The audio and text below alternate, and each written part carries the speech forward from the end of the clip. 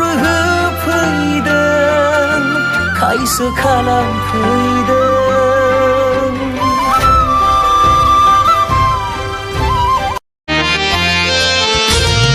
खान्थाल मादानि दखना गाननानै रेगे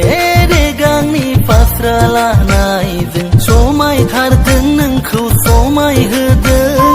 देग्लाय बैसागुनि बैसागि सिख्लाया नोंनो नामा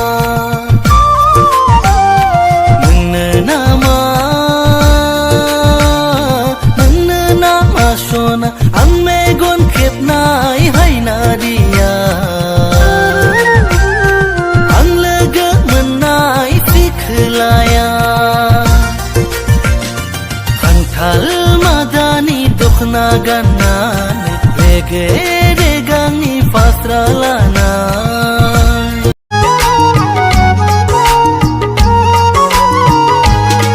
नोङो बार जाबोला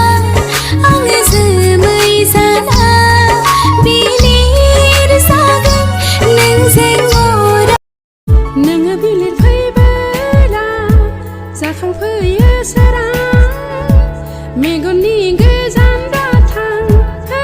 थाहोलां थब्लङैनो बुंथारनोसै आंनि गोरबो सिंनि थिनाय रावखौ